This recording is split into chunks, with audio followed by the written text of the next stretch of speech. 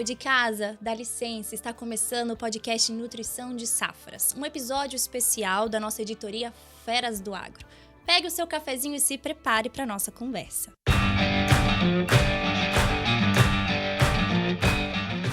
Bom, falando em cafezinho, hoje o nosso episódio aqui Feras do Agro é sobre essa cultura tão importante para o nosso país. O aquecimento global é uma preocupação para todos os agricultores, inclusive na cafeicultura. Segundo a Organização Internacional do Café, a produtividade só aumenta. Em 2023, alcançamos 168 milhões de sacas produzidas. Mas, claro, ainda existe espaço para que essa produtividade aumente ainda mais, pois a demanda pelo café brasileiro só aumenta. Mas, para isso, a gente tem muito trabalho pela frente. E a gente quer falar um pouquinho sobre esses desafios dos nossos cafeicultores junto com o nosso time aqui da Mosaic. Para isso, duas feras do agro. Fernanda Santos, engenheira agrônoma e representante digital de vendas aqui na Mosaic. Seja bem-vinda mais uma vez conosco, Fernanda. Muito obrigada, Débora, pelo convite. É sempre um prazer estar aqui falando um pouquinho mais do nosso podcast Nutrição de Safras. Conte comigo. E para complementar a nossa mesa, Victor Hugo Florencio, que é especialista em desenvolvimento de mercado, também aqui na Mosaic. Victor, seja muito bem-vindo aqui no podcast Nutrição de Safras. Obrigado, Débora, por esse momento que vamos ter aqui sobre... A gente está fazendo esse bate-papo bacana sobre cafeicultura e vamos tocar em frente. Vamos juntos. Bom, vamos começar com uma pergunta muito importante. Eu queria entender mais sobre o pé de café. Quais são as características gerais da planta? Quais são as principais diferenças entre o arábica e o conilon, que são muito famosos aí pela agricultura? E uma pergunta importante, o café realmente é tão sensível a mudanças climáticas? Boa, Débora. Vou começar aqui respondendo e o Vitor vai me complementando sobre essa pergunta. E sim, nós temos diferenças muito significativas quando a gente fala especialmente de dois dos principais grupos, que é o arábica e o canéfora. Dentro do canéfora, nós temos o robusta e o conilon. E quando a gente compara esses dois grandes grupos, eles têm diferenças desde as físicas, visuais, quando a gente observa a planta, propriamente dizendo, e também quando a gente está falando de diferenças genéticas. Por exemplo, o gênero canéfora, ele tem diferença de cromossomos, ele tem 22 cromossomos, enquanto no arábica a gente encontra 44 cromossomos. E daí já começa a diferença que se expressa também na qualidade da bebida. E aí, quando a gente está falando de qualidade de bebida, o arábica, ele tem a característica de ser mais adocicado, enquanto o canéfora, ele tem uma acidez ali um pouco maior. E quando a gente também fala de regiões de adaptação, o arábica, ele se adapta muito bem a climas mais amenos, com uma maior altitude, um microclima mais estabelecido ali. E quando a gente já fala do canéfora, que aí vai o conilon, o robusta, ele já é adaptável a características de climas mais quentes, um ambiente mais seco, com menos regime hídrico, comparativamente ao arábica.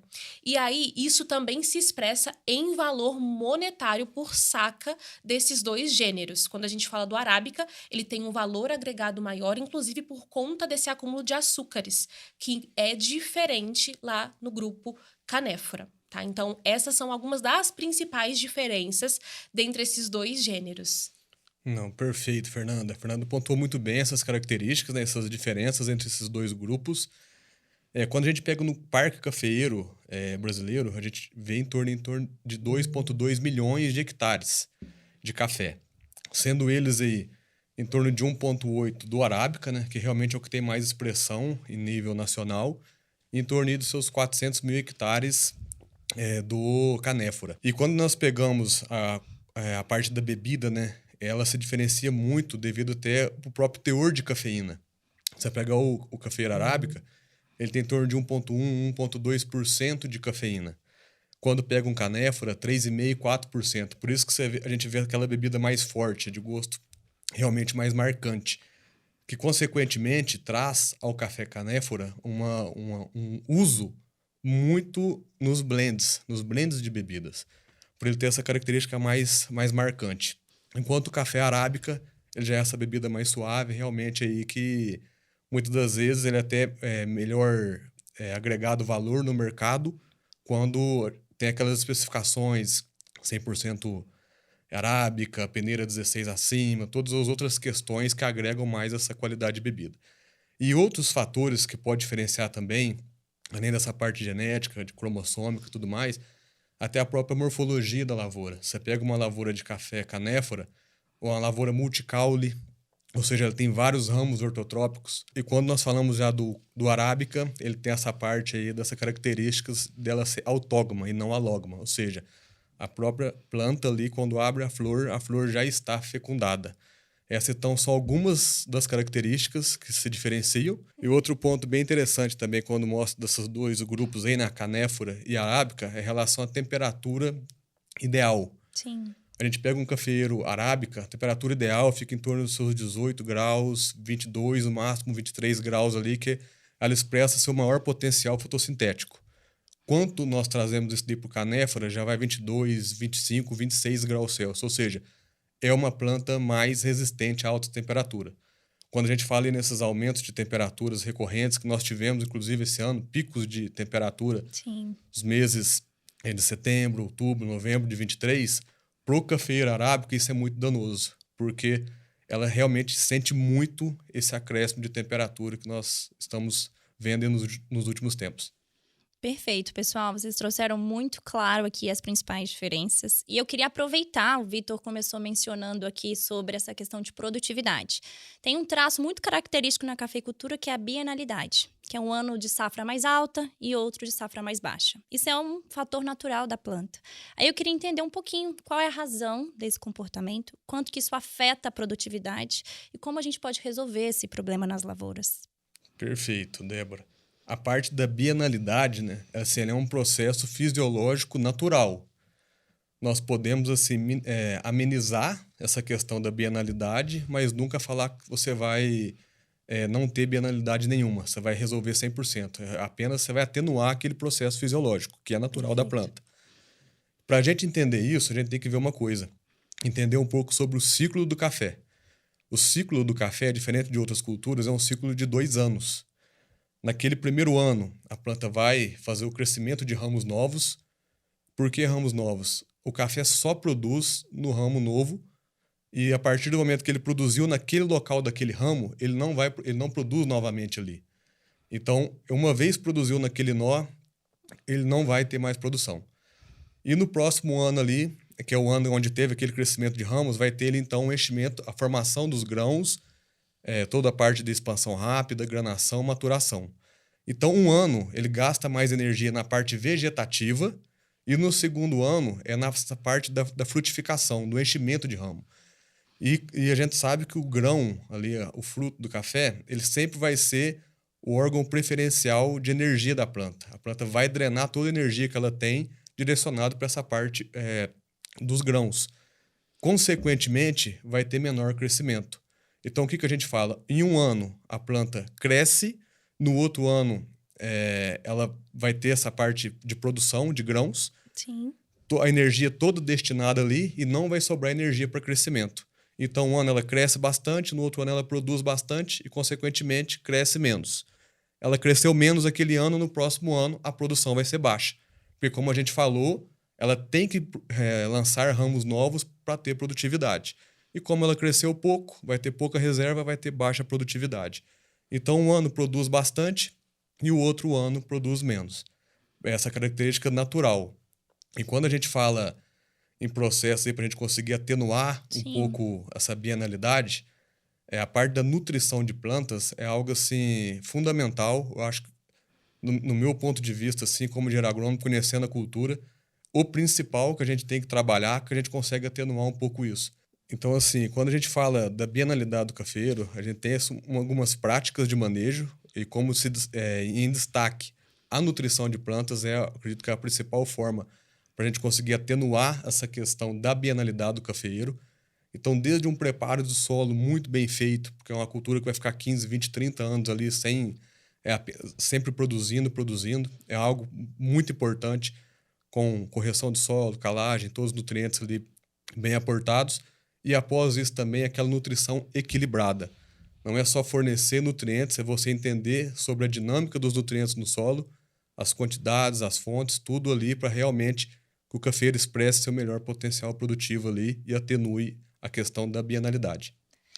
Boa, e até complementando, Vitor, eu vejo que um ponto muito importante, Débora, é que às vezes a gente tem aquela crítica. Será que um ano que produz menos é o ano que a gente tem que ter um olhar um pouco menos valioso para a lavoura? E aí que é a resposta que não. Nesse ano, a gente tem que enxergar porque é nele que a gente está determinando o resultado da safra seguinte. Então, por isso, a gente tem que ter esse olhar, né? Seja de como a gente está tratando esses ramos, né? Como o Vitor disse, que são os plagiotrópicos responsáveis por esse processo, para que a gente tenha uma produtividade no ano seguinte sempre muito equilibrada, atingindo o potencial da cultura. Excelente, pessoal. São muitas informações importantes para o cafeicultor. E uma pergunta que vem aqui na minha mente agora. Com todas essas informações, escolha de variedade, a questão da bienalidade, como que acontece o processo de escolher uma nova variedade para uma área nova? Um produtor vai implementar uma nova área, como ele faz para escolher desde o plantio até o beneficiamento, quais são as etapas importantes para eles se atentarem e o que é importante em relação ao manejo aqui? Certo. Eu começaria dizendo que a primeira etapa é a escolha da área, quando a gente está falando de um plantio novo, né? Pensando numa nova área de abertura, para onde eu olharia? Eu tomaria cuidado com a escolha da área, porque ela vai determinar a vida útil da sua lavoura. Né? Se a gente escolhe uma área de baixada, tem o risco de geada, né? Tem o risco da planta ali não ter um microclima favorável para aquele gênero, se for o arábica, por exemplo, né, que tem uma preferência por altitudes um pouco maiores. Né? Então, a gente teria que olhar primeiro por essa característica e aí a gente vai passar por várias etapas, né, que é o preparo daquela área, né, bem feito. Acho que o Vitor também pode complementar nesse ponto. E, além disso, a escolha de uma muda. Né? Uma muda hoje, pessoal, tem toda a qualidade fitossanitária atrelada, né, que vai determinar a saúde daquela planta ao longo dos 20, 30 anos de lavoura estabelecida. Perfeito, Fernanda. Não, perfeito. Muito bem colocado. Essa parte da escolha da área, né? Como a Fernanda falou. Você vai lá, quer entrar nesse ramo, né, da atividade cafeeira e escolhe uma área, por exemplo, que é uma área muito suscetível a geada. As chances disso dar errado no futuro é muito alta. Então, você tem que escolher a área. A partir do momento que você escolhe a área, toda essa parte do preparo do solo que a gente falou, ou seja, você conhecer o perfil do seu solo, fazer uma análise de 0 a 20, de 20 a 40, para você saber se tem alumínio presente nesse solo que vai dificultar o crescimento radicular. E se caso houver necessidade de uma gessagem, a calagem na quantidade correta, incorporar esse corretivo no solo, para depois vir com os fertilizantes aí no suco de plantio, associado também a parte partes orgânicas também, que é muito bem-vindo nesse momento do plantio. Fósforo em profundidade, fósforo em camadas, fósforo solúvel, né? Prontamente disponível ali para a cultura também, que é outro nutriente que hoje a gente vê que é um grande limitador também de produtividades, porque a dinâmica do fósforo no solo, a gente sabe que ele não locomove no solo, ele caminha ali por difusão, apenas pequenos centímetros por ano. Então, a gente ter esse perfil muito bem abastecido desse nutriente é muito importante, porque lá na frente, em um momento, por exemplo, de déficit hídrico, onde aquelas raízes superficiais ali que ficam, as radicelas ali, que realmente têm maior poder de absorção no cafeeiro, em épocas de frio, épocas de seca, ele tem essa renovação dessas raízes, e a gente vê muito, principalmente a partir dos meses de maio, aquela deficiência de fósforo. Eu tiro a análise do meu solo, tem fósforo disponível. Então, por quê? Porque não foi colocado aquele fósforo lá no sulco em profundidade. A gente fala em até 40, 60, 60, 80 centímetros, que é muito importante. A partir disso, a gente escolher também a variedade de acordo com o que eu quero. Sim. Bem, eu quero fazer um manejo aqui visando talvez qualidade, eu quero fazer um manejo de safra zero, então eu já tenho que colocar variedades que melhores respondem à poda. Eu não vou talvez trabalhar muito com aplicação, dependendo do meu terreno, com aplicações de fungicida. Então, tem que pensar em algumas variedades que já são mais resistentes, no caso, por exemplo, de uma ferrugem. Sim. Agora, não, eu tenho tudo mecanizado, eu já posso, talvez, abrir mão de uma variedade que não seja tão resistente assim, porque eu vou ter operacional, vou ter todas as condições de estar fazendo aquele manejo. Então, assim, são muitos fatores que englobam ali para a gente chegar lá no final com um resultado positivo. Desde escolha de espaçamento, de acordo até com o meu próprio maquinário.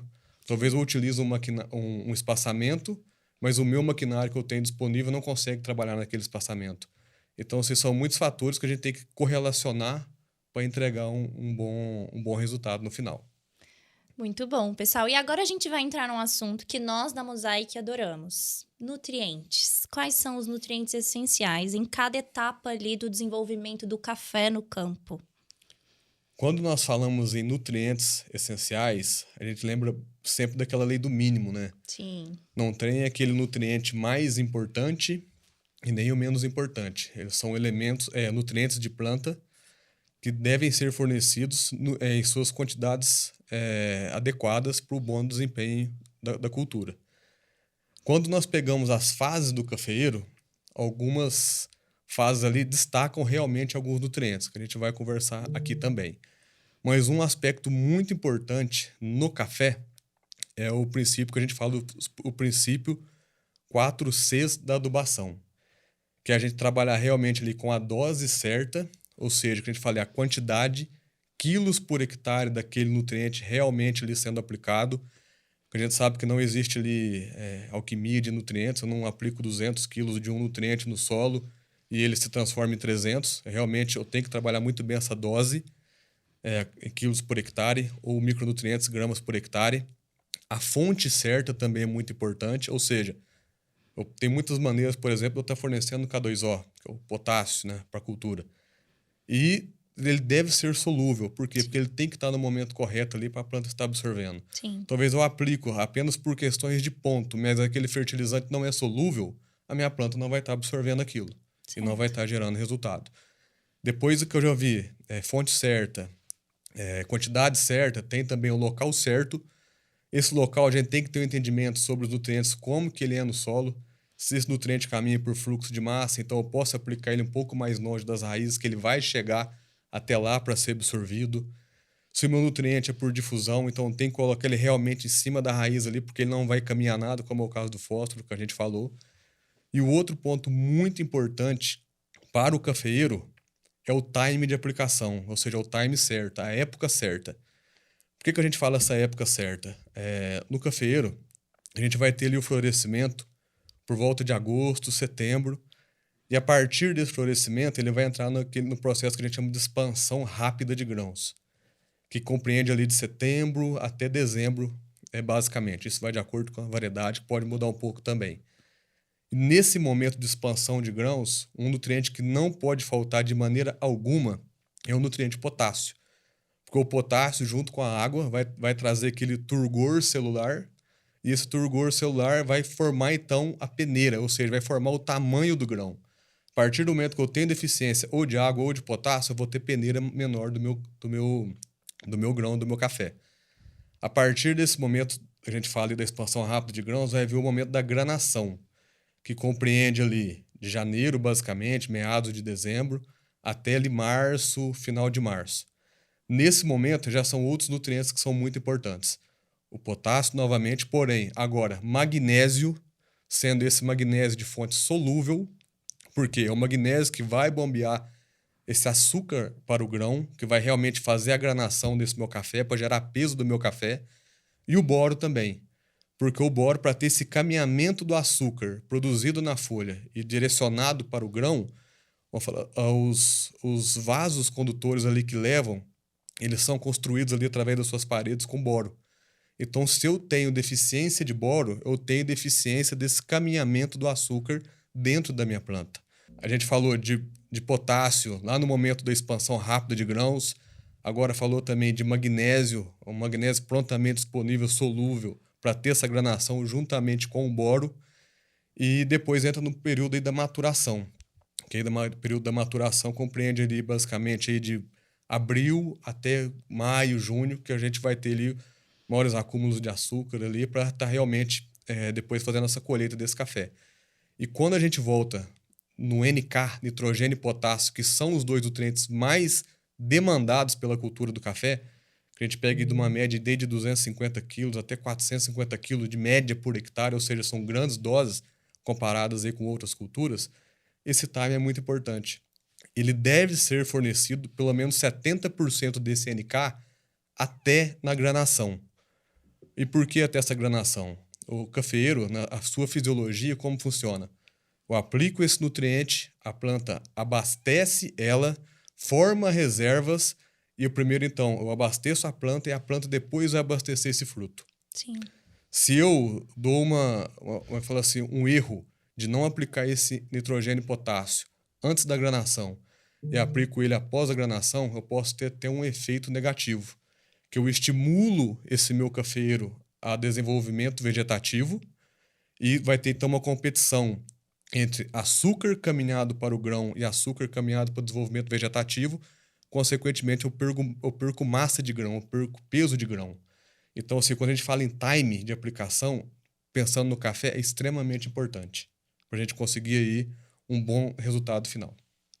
E complementando tudo que o Vitor trouxe, muito valioso todas essas informações, quando a gente olha para o nutriente em si, eu gosto sempre também de fazer uma analogia, né? Quando a gente está falando de adubação do cafeeiro, eu sempre olho, né, para a lavoura lá na roça, para uma adubação via sólido. Por que via sólido dessa adubação? Porque a boca da planta são as raízes. E aí a gente precisa alocar esses nutrientes na boca da planta. Sim. Porque senão a gente está falando, às vezes, de fazer a aplicação prioritariamente via foliar, e aí é como se comparasse a gente absorver o nosso arroz com feijão, o basicão, pela Sim. pele. E não é assim, porque a folha tem essa característica, ela vai absorver, mas em quantidades menores e um pouco mais alocado, quando a gente está falando do boro, que é um nutriente imóvel, né, um micronutriente mais imóvel, né? Então, a gente tem que também ter esse olhar para a cultura, olhar para os fertilizantes sólidos para que eles supram essa necessidade maior da cultura e sejam aplicados no momento certo, como muito bem o Vitor trouxe. E esse ponto bem interessante que a Fernanda trouxe, a questão do boro. A gente vê muito hoje o quê? O boro a gente sabe que ele é muito importante para o pegamento da florada, para ter ali a germinação do grão de pólen. Então, a gente vê muito direcionamento do que no campo? O café abriu a florada, eu vou aplicar o meu boro. Porém, a gente tem que lembrar o quê? O cafeeiro, ele possui uma característica fisiológica ali, que é uma planta, até um palavrão, viu, Débora? É uma planta cleistogâmica, ou seja, quando ela abre a flor, ela já foi fecundada. Então não vai resolver absolutamente nada eu estar aplicando esse boro no momento da florada. E esse boro foliar que você diz, que é a recomendação comum? Exatamente, que a gente vê muito produtor fazendo essas recomendações de boro quando abre a flor, porque sabe que o boro realmente é muito importante. Sim. Porém, esse boro aplicado na florada não vai resolver de nada. Esse boro tem que ser aplicado lá atrás. Ótimo. A partir do momento que a minha lavoura de café sai da colheita, ela já deve estar abastecida em boro. Se ela não tiver abastecida em boro nesse momento, eu não consigo correr atrás desse prejuízo com um boro foliar, por exemplo, no momento da florada, porque isso não vai resolver. Na hora que ela abriu a flor, todo o processo ali já foi realizado, ela já teve a autofecundação. Então, lá atrás, após a colheita, a planta já deve ser abastecida de boro. Excelente, pessoal. Muita dica valiosa para você, cafeicultor, para você, profissional do agro, para dar o suporte aí no dia a dia dos nossos produtores. Bom, pessoal, passamos muito bem pela pauta nutrientes, manejo de adubação. Eu queria que vocês compartilhassem um pouquinho também de outros manejos fundamentais para o sucesso da lavoura. Falando um pouco de pragas e doenças, a gente sabe que nutrientes, planta bem nutrida, reage melhor a várias adversidades, desde clima a pragas e doenças. Quais outros manejos também são importantes nesse cenário? Não, beleza, Débora. A partir do momento que eu tenho uma planta bem nutrida, com toda a interação dos nutrientes ali, já é o primeiro passo para eu ter uma lavoura com menor incidência de doenças, por exemplo. Mas beleza, ainda assim a gente sabe que a gente tem que trabalhar de maneira preventiva essas questões. Então o uso aí de bons triazóis, boas estrobirulinas para o controle principalmente da ferrugem, cercosporiose, que são duas doenças muito importantes para a cultura do cafeeiro. Uso aí também de cobres, de carboxamidas para o controle, por exemplo, da foma, que é outra doença muito comum em áreas altas, onde tem ventos fortes. Manejo, ou seja, verificação através do MIP ali, das condições de praga também. Eu sempre estou rodando a minha lavoura para saber como que está a incidência de bicho mineiro, como que está a questão da broca do cafeeiro, que há alguns anos aí foi algo também bastante impactante. E a gente tem que lembrar de uma coisa também. é que volta de novo ao aspecto da nutrição. A minha planta, a partir do momento que ela está bastante carregada, quanto mais carregada ela prioriza o gasto energético nos frutos, como a gente já conversou. Carregada de frutos, você diz? Exatamente. Perfeito. Quanto mais carregada ela está a safra ali de frutos, Sim. ela prioriza a energia total naqueles frutos. Certo. A partir do momento que ela prioriza aquilo ali, ela também retira energia do metabolismo secundário dela, que é aquele metabolismo de produção ali que a gente fala dos anticorpos da planta, que ela mesma combate os patógenos. Sim. Então é muito comum a gente ver numa lavoura a mesma variedade, a mesma adubação, uma planta carregada com alta incidência de doença e uma planta com poucos frutos ou realmente com apenas crescimento vegetativo limpa de doenças. Por quê?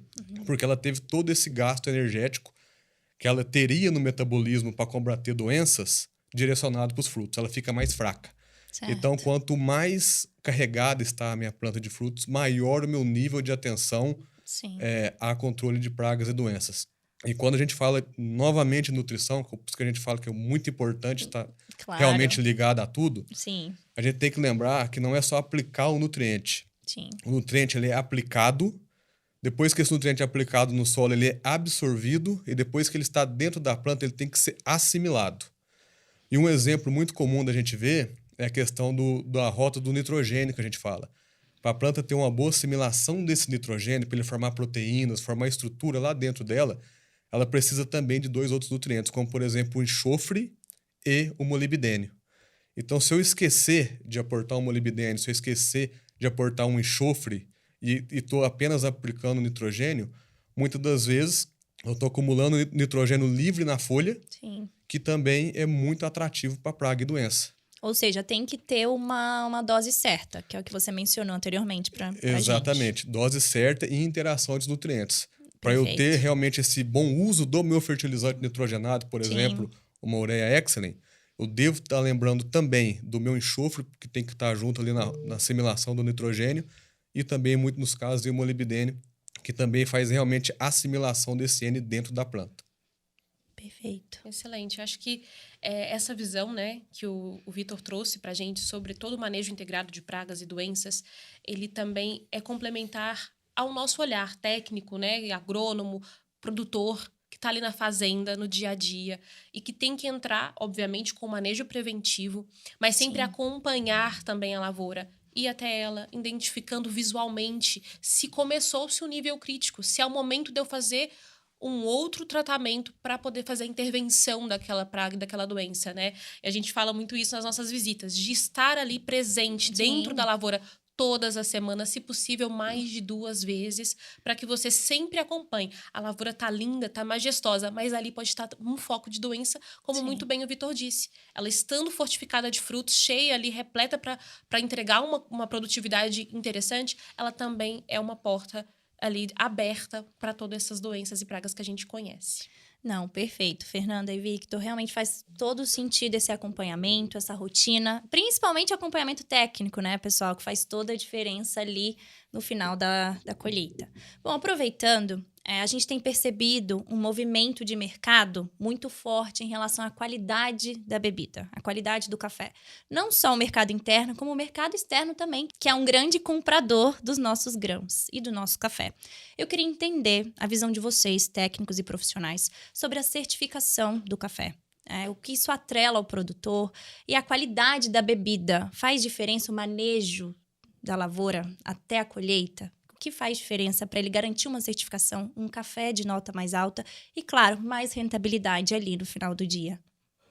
Débora, esse é um ponto muito interessante que você trouxe também, porque a gente observa isso hoje no nosso cotidiano. Os nossos amigos, né, perguntando sobre qual é a qualidade daquela bebida, o que ela está pontuando, né, quer escolher um café mais em grão, um pouco maior, porque entende já toda essa questão do enchimento do grão que aconteceu lá atrás e que veio açúcares no meio daquele café e por isso ele está provavelmente mais propenso a entregar uma qualidade mais satisfatória.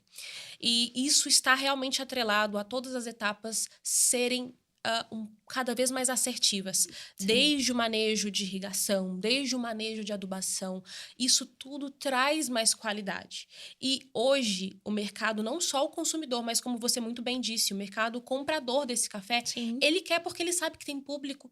E aí, onde entra todas essas certificações que estão hoje acontecendo e que também agrega mais valor às sacas de café que estão saindo lá da fazenda.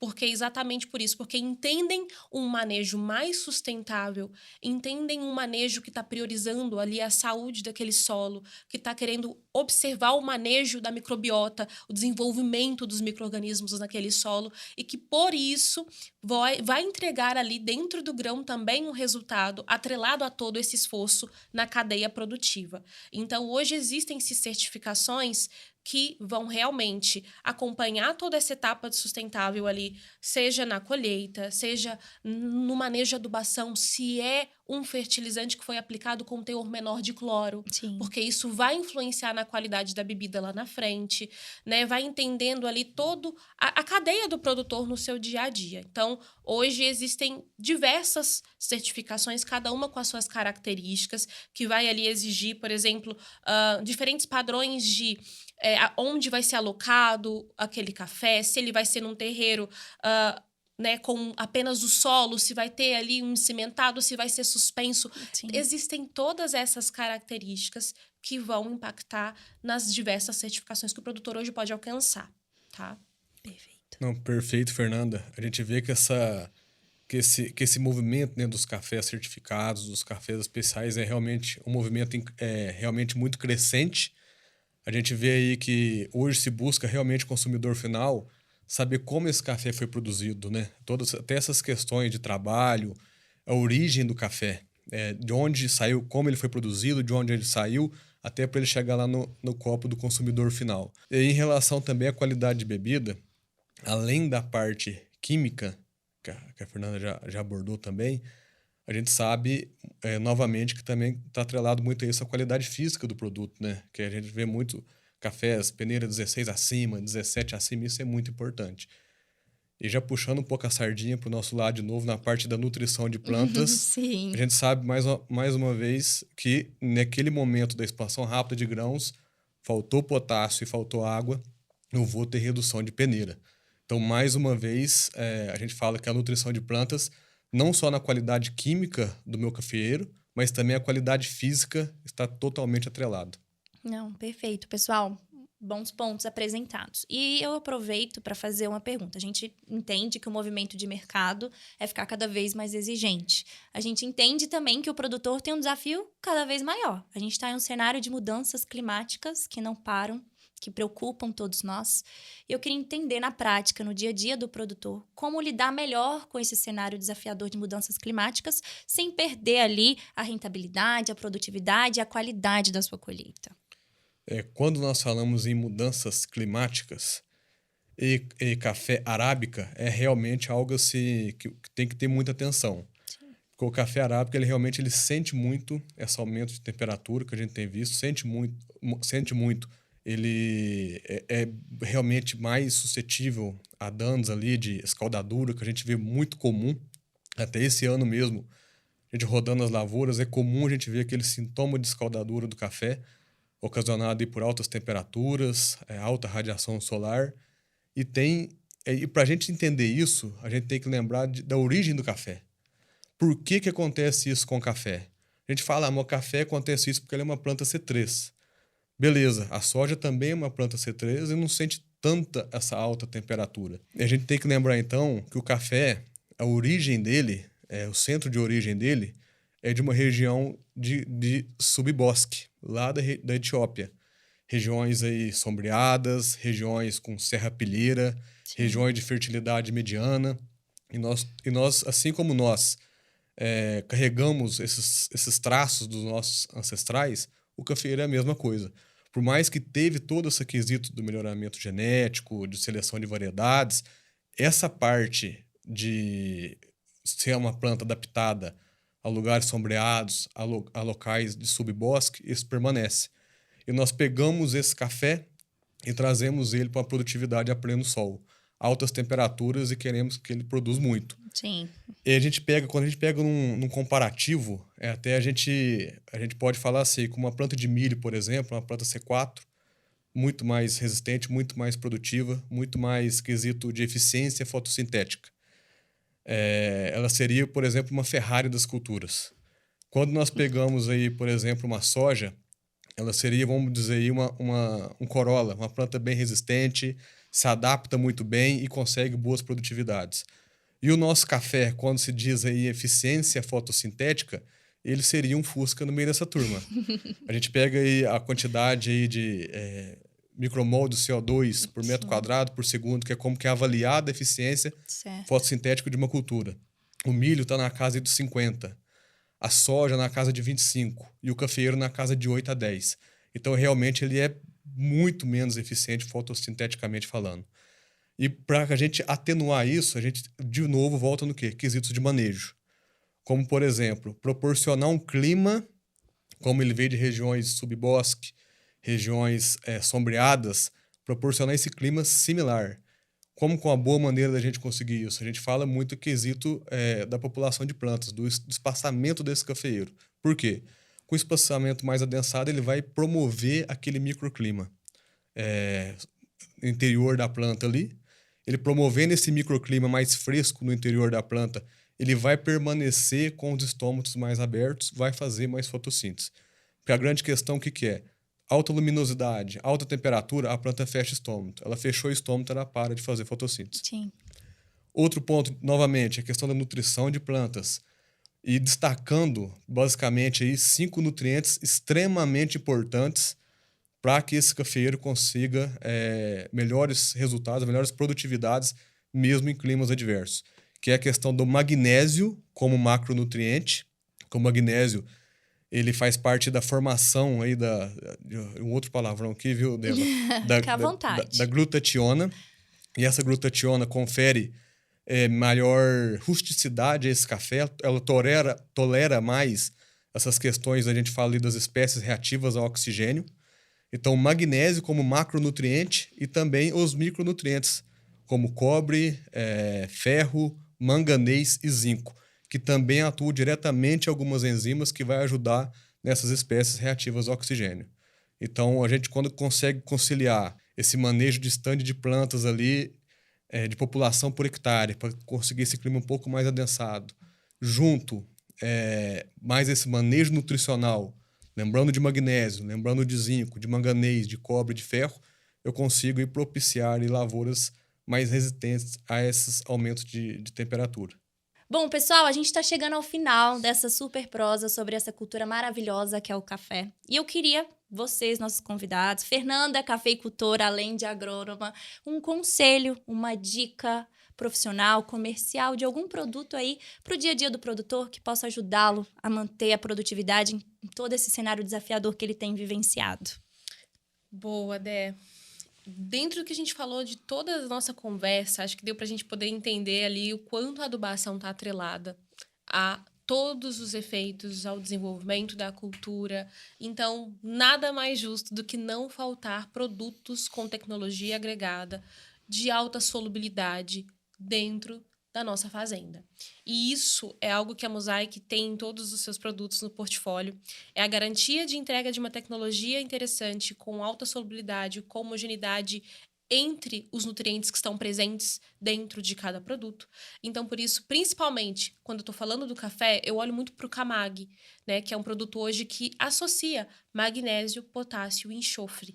Né? Como a gente falou ao longo de toda a nossa conversa, esses 3 nutrientes estão altamente atrelados a um bom rendimento da minha lavoura. Então, eu não posso deixar de faltar e falar ali do Camag, que é o produto que hoje a gente não deixa faltar dentro da nossa lavoura.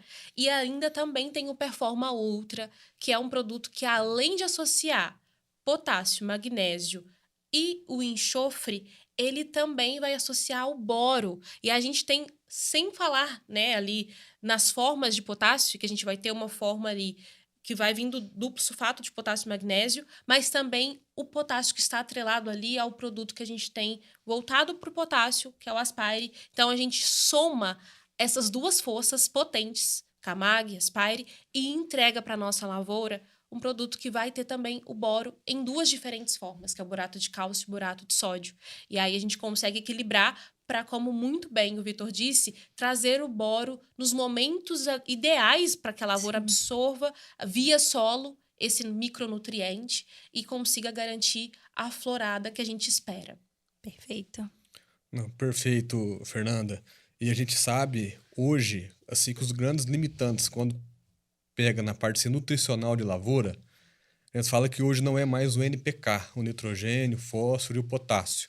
Porque muitas das vezes o cafeicultor realmente trabalha já há muito tempo com essas fórmulas. Principalmente quando a gente fala do 25-00-25, 20-0-20, são formulações realmente muito utilizadas. Mas a gente tem que ter uma atenção especial a magnésio, atenção especial a enxofre e atenção especial também a boro, que são nutrientes que devem ser fornecidos via solo. Eles têm uma baixa eficiência se você for trabalhar de maneira foliar. E no portfólio da Mosaic, nós conseguimos trabalhar, além do NPK, esses nutrientes também no mesmo portfólio. Como a gente trabalha muito bem, que a Fernanda já própria disse, do Performa Ultra, que já vai levar potássio, vai levar magnésio, vai levar boro, vai levar enxofre, ou seja, já faz todo esse aporte nutricional para a minha lavoura. A questão mesmo aí dos altos níveis, né, de potássio que a gente vê nos solos aí dos cafeicultores, de tanto uso do 25-00-25, volta a palha do café para a lavoura, que mais uma vez é carregada de potássio, e isso eleva muito esses níveis de potássio no solo. E o potássio alto no solo, um ponto muito importante que o cafeicultor deve lembrar. Toda vez que eu tenho potássio alto no meu solo, eu estou inibindo a absorção do meu magnésio. Sim, Inibir a absorção do meu magnésio, volta lá naquela etapa que a gente falou da granação. Eu não vou ter uma boa granação. Eu não tenho uma boa granação, eu vou estar perdendo ali em peso de grãos. Eu vou estar perdendo produtividade.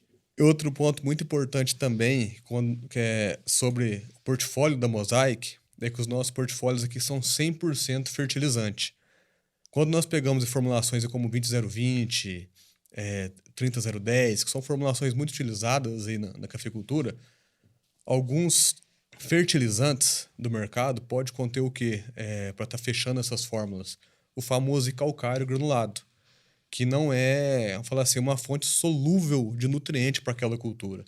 E a Mosaic, por ela não trabalhar com nenhum tipo de enchimento nos seus fertilizantes, ela adiciona nesses fertilizantes, nessas fórmulas que eu dei de exemplo, como 20-0-20, o sulfato de amônio. Então, ela vai ter ali como garantia, além do NK dessa fórmula, do nitrogênio e potássio, mas também vai estar levando o nutriente enxofre.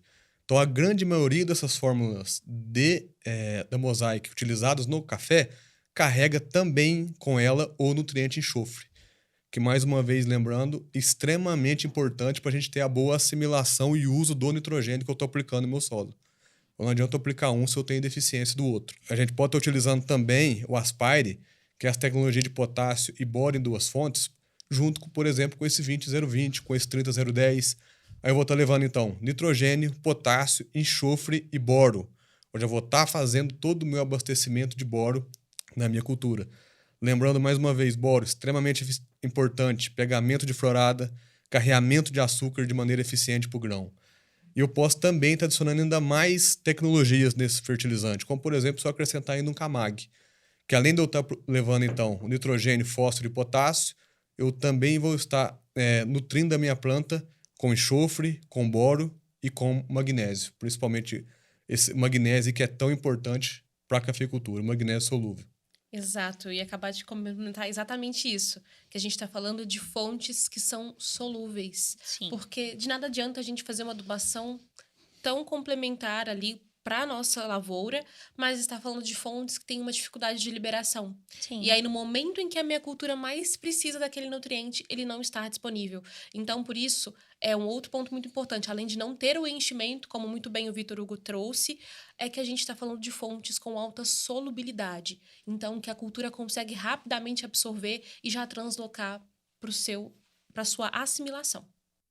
Excelente, pessoal. A prosa tá muito boa. Eu até fiquei com vontade de tomar um cafezinho, Mas a gente vai encerrando por aqui. Eu queria agradecer a Fernanda e o Victor pela disponibilidade, pela verdadeira aula que deram aqui pra gente sobre cafeicultura.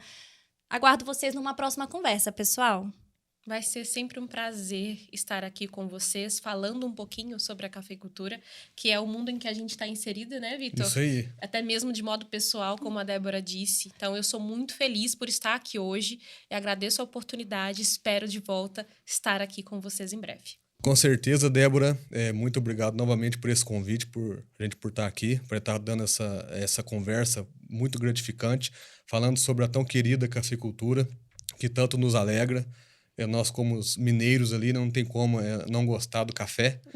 E com certeza, um novo convite seu será muito bem-vindo para a gente estar mais uma vez aqui compartilhando informações, compartilhando um pouco do nosso conhecimento aqui. A gente realmente somos aprendizes, nós sabemos bem pouco, mas nós sabemos que o conhecimento só é válido se compartilhado e colocado em prática. Do contrário, isso não teria valor. Muito obrigado. Obrigada a vocês, pessoal. Para você que está nos assistindo, o Nutrição de Safras está em todas as redes sociais. Nos sigam, ativem as notificações no Spotify, em todas as plataformas de streaming. A gente fica por aqui. Até a próxima.